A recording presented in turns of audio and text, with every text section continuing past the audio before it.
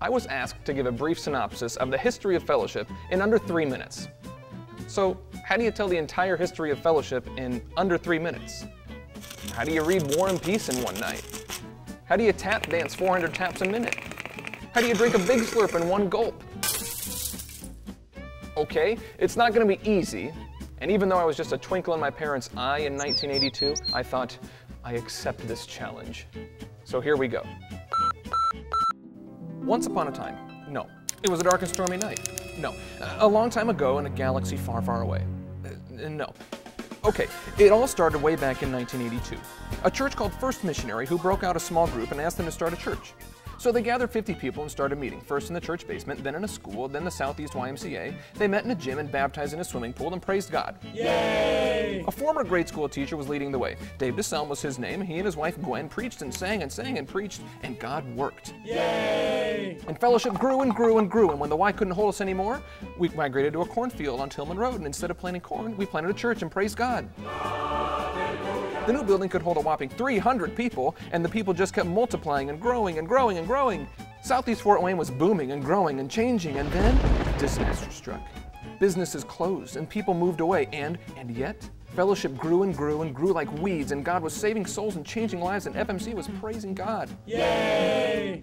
And coincidentally, we all looked alike, which is fine if you're into that kind of thing, but heaven's not. So we all thought, We kept growing and growing and adding a building and building until the original building couldn't hold us anymore. So we built a big old gym we called the Activity Center. And we grew and grew and grew, and God was saving souls and changing lives, and FMC was known for praising God. And things were good, for the most part. But the leaders saw something more. If God planted us in Southeast Fort Wayne, why doesn't our church look more like the people who live there? If heaven's made up of every race, tribe, and culture, why weren't we? So we went door to door, house to house, asking questions and making notes and more notes and more notes, and we met in diversity groups and had painful conversations and cried and learned and invited and grew and grew and grew. And slowly, at a crawl, then a walk, then a run, then a stampede, we began to change. And change racially, economically, culturally, so that everyone didn't look so much like everyone else, which was good.